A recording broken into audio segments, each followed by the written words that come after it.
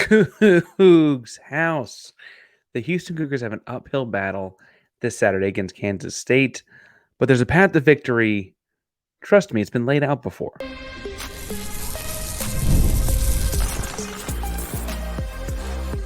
You are Locked On Cougs, your daily podcast on the Houston Cougars, part of the Locked On Podcast Network, your team every day. Welcome to Locked On Cougs, daily podcast about your Houston Cougars. I'm your host, Houston-born teacher and coach Parker Ainsworth, and whether you're a Houston fan or just a hater that came to stop by, thank you for making Locked On Cougs your first listen today. Appreciate you making us your first listen each and every day here at Locked On Cougs. If you enjoy the conversation, but don't say, tell us in the comments down below how many holes you think a straw has. Today's show is brought to you by Game Time. More on them later, but the best place to get tickets for whatever you're trying to get tickets for, including Houston hosting Kansas State for a blackout game this weekend. Now, Houston's going to need some guys to step up and play pretty well. I want to talk about four people I think can be that in the last segment. I want to talk about, in these first two segments, though, what a path to victory in this could look like as laid out by other teams against Kansas State. And furthermore, in the second segment, how Houston can follow that path. Because people have been listening to this show for a while, know that I have a lot of respect for what Kansas State's done this year and last. I think Kansas State, for my money, has been one of the two best teams in this conference to this point. I also, admittedly came into the year picking them. And so part of this may be subconsciously trying to say I was right or whatever. But I think that's mostly subconscious at this point. I'm kind of excited about the idea that a BYU and Iowa State, those are fun programs as well. And frankly, programs that make me hopeful for Houston, right? Houston can grow into those things, I think, rather quickly. BYU is like an international school because of the faith element. But they are both lesser traditional powers of sorts that are kind of running through the Big 12 right now. Anyway, that's probably a postseason tangent. In season right now, getting from Kansas State. Kansas State is currently, I should say, 7-1. I guess their spots kind of bounce around some of the top 25. We talked some the other day about how the Big 12 is kind of getting screwed in that. But ultimately, they're eyeing Arlington, getting a chance to another crack at BYU. They play Iowa State in the final week of the regular season, and then theoretically, if they're 11-1, they'd get to go play an undefeated potentially BYU team in that Arlington Big 12 championship, and then spawn a spot in the college football playoff. BYU beat Kansas State. So I want to talk about that game. I want to talk about their Tulane game in which they won by a single touchdown and scored two fourth quarter touchdowns to get that lead. And I want to talk some about how they barely beat a Colorado team as well. So they're not three losses, but it's one loss and a couple of close wins, and kind of see what Houston can take out of that. So BYU, the actual loss on Kansas State's resume, is the one I think that sticks out the most to me. Kansas State lost this game in blowout fashion, honestly. And I think across the board, it was kind of the first time people realized BYU was good. But with Kansas State losing 38-9, kind of exposed a lot of, honestly, the cracks in the armor or whatever. And what I thought was interesting about this game is if you go back and watch, you can watch just the highlight plays, or I watch games at double speed and stuff like that on ESPN Plus and things like that if you want to try and get through them quickly. You'll notice BYU wins the turnover battle in a dominating way. BYU turns Kansas State over 3 times and does not commit any of their own. BYU would also score a touchdown on one of those turnovers and a fumble recovery touchdown. BYU also had a gigantic special teams play that kind of broke the back of any Kansas State momentum that was ever going to come. Kansas State gave up I guess what's official in the books is a 90-yard punt return, but the guy made 8 different cuts and moves and changed sides of the field and ran a lot more than 90 yards before scoring. So that's 2 non-offensive touchdowns, right? Key thing there. Now, they won 38-9. They didn't need offensive touchdowns, but BYU was efficient in the pass game, spent a lot of clock in the run game, and had those touchdowns, good field goal kicking, etc. Right. What happened though is in that game, just look at like the game script. Kansas State hit 2 field goals in the first like quarter and a half. Right. So like just under 9 minutes to go in the second quarter, it's technically 6-0. And then BYU just poured it on. And by the time Kansas State gets any momentum of any kind in the third quarter, they're down 24-6. And that makes them one dimensional. That makes them have to pass the football, right? That's where you get like a fumble return touchdown, a punt return touchdown, etc. It's suddenly it's 31-6. Okay, they have to throw the ball through the air. Well, BYU's got a great defense. I'd say Houston's got a great defense too. And making a team one dimensional is obviously going to be constricting, but Kansas State has to use both dimensions to be as good as they are. And taking away that running threat or the viability of using that to win the game really ultimately kind of seal their own fate. They get another field goal later in this game, but BYU was able to control the game after that. Tulane was we'll say a little bit different. On the one hand, Kansas State beats Tulane, right, in a close game, 34-27. So that's obviously one difference is Kansas State does win this game.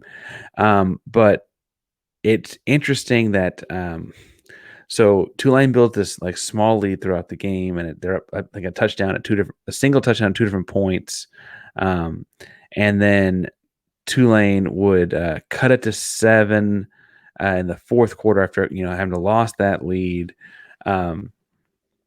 Anyway, and then the Tulane lead expands to 27-20 in the early part of the fourth quarter, and there was clearly enough time in that game with 14 minutes left in the quarter for Kansas State to do their normal things.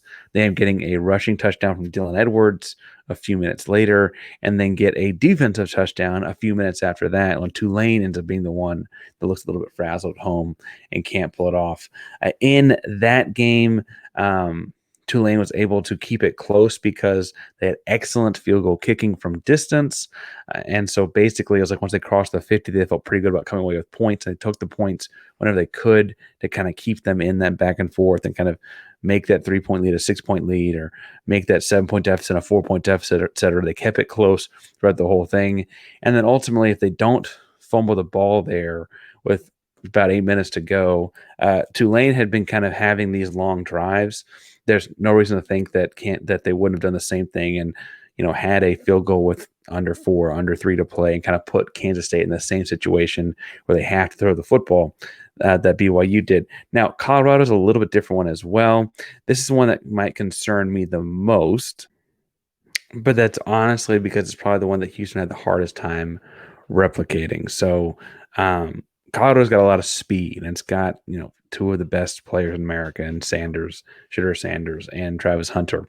But on the whole, the thing they do really well is throw these explosive plays, explosive passing game, because they don't have the blocking to be sustainable for longer drives, right?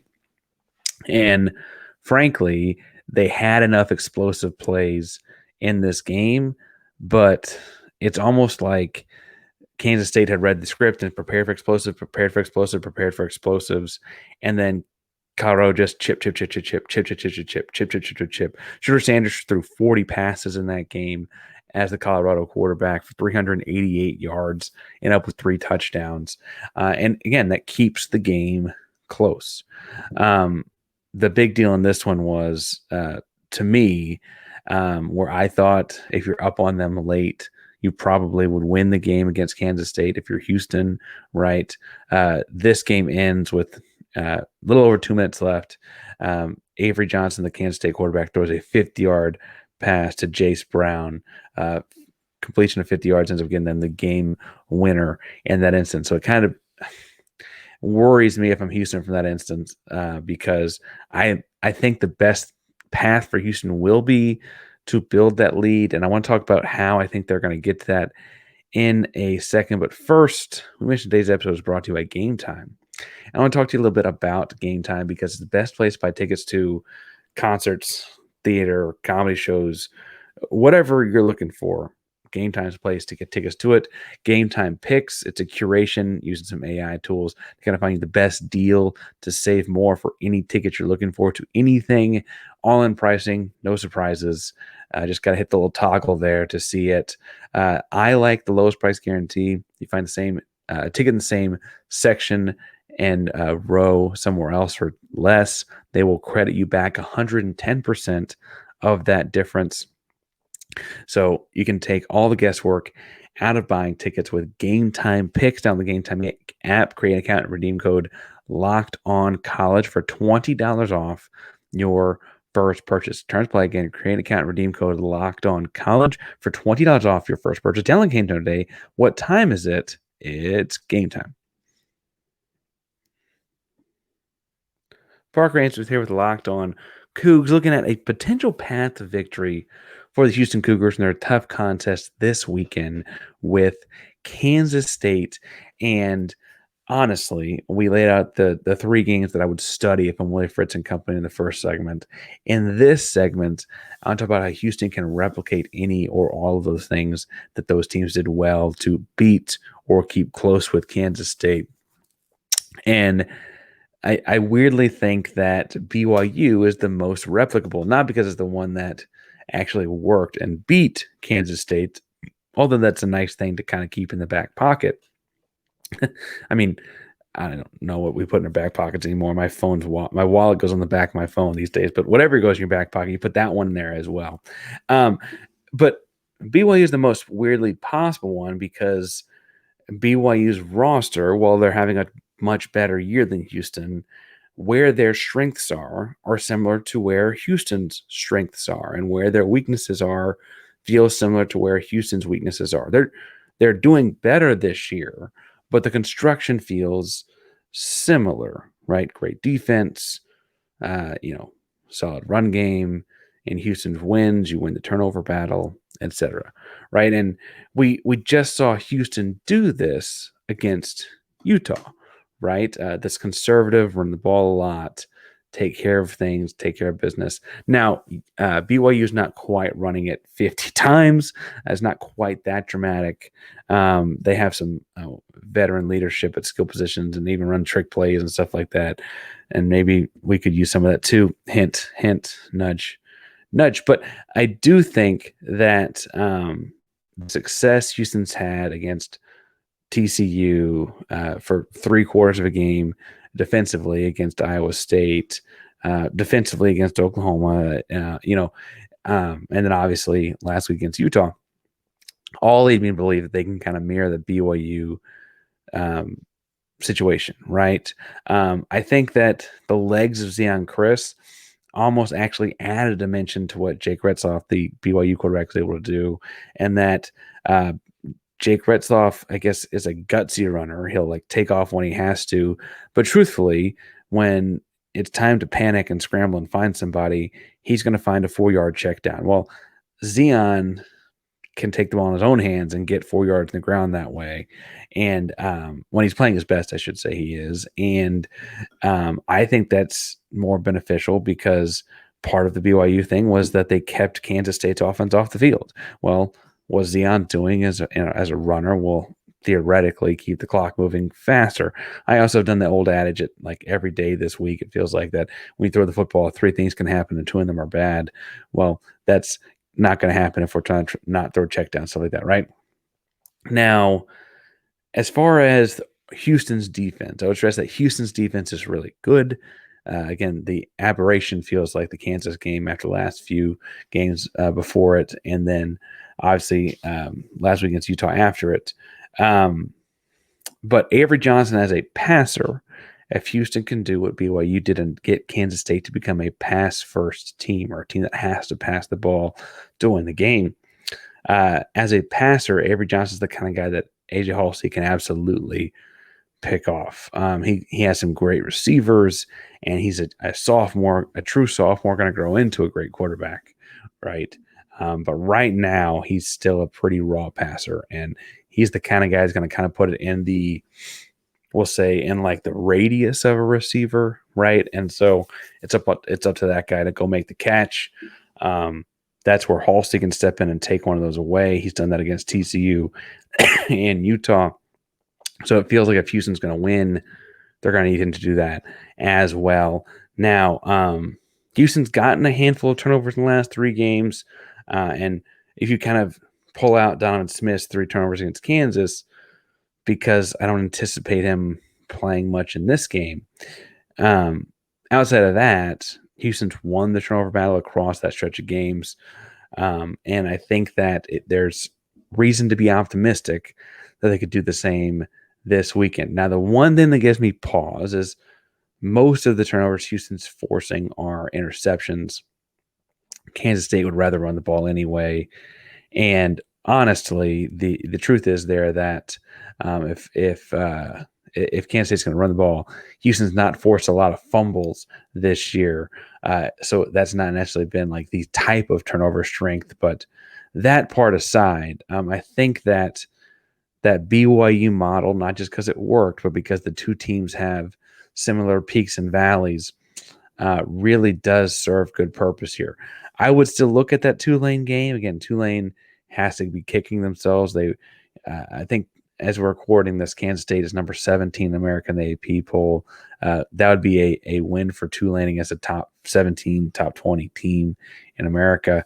Obviously, that's, you don't want to fumble the ball and blame on the kid that fumbled, but that kind of lost the game. They seem to lose their mojo with like 8 minutes left in that one.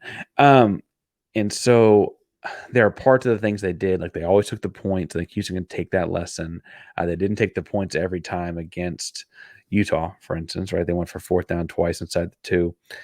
And while I appreciate the gutsiness, I think the analytics actually would agree that you're supposed to go for it there because your defense is more likely to score when the offense is backed up like that as well. Not by a lot, but it is by a little. I think that ultimately this may be a game where if you get points every time you can, they add up. Obviously, you took middle school math, you figured that out. But once they add up, Kansas State becomes one-dimensional. Kansas State being one-dimensional ultimately means that your defense can kind of key in on the passing kind of stuff. And Kansas State's not really built for using that as the only strategy, right? Avery Johnson's going to be really good. He's still more of a runner than a passer. They got this bruising run game and stuff like that. And Kleiman's a great coach up there with tough-nosed football. But I just feel like if you make them start to pass the ball, you've got a real shot. Now, I want to talk some in the final segment about players that I think could really like put their imprint on this football game, that could step up, show out, all those kinds of things for a blackout football game on Saturday.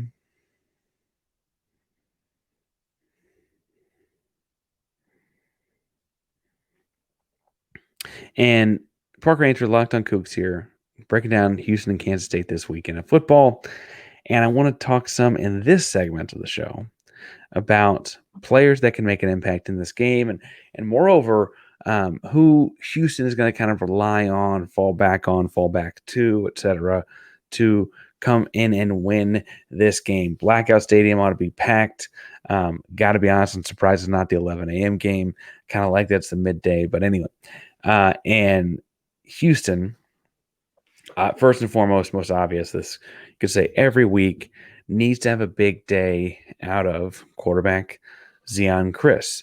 Now, the thing working against that is that as I'm scouting Kansas State this week to learn more about them, I kind of think that the best Kansas State unit on the entire team might be their linebacking core. That's offense, defense, specials, everything in between. I think it might be their linebacking core. I've got concern about Austin Romaine.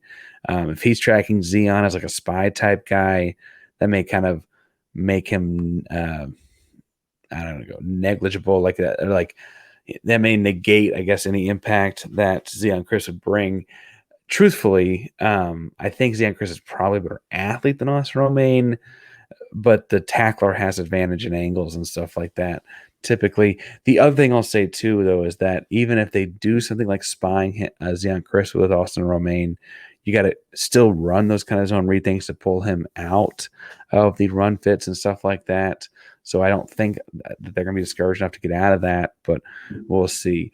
I think Zeon, what a great football analyst over here. The quarterback plays well; they should have a chance. But I understand how silly that may sound and how obvious that may sound. But I think the other part of that is that he can't be turning it over, right? If Houston can win the turnover battle in this game, they're going to have a real chance, right? And so Zeon needs to have a clean sheet in that instance, and then also if he wins the battle with the linebacking group, that's big time for Houston. The weakest part of their team, though, of all line, linebacker, safety, line, skill positions, quarterback, the weakest part of that six, I would say, is their defensive line.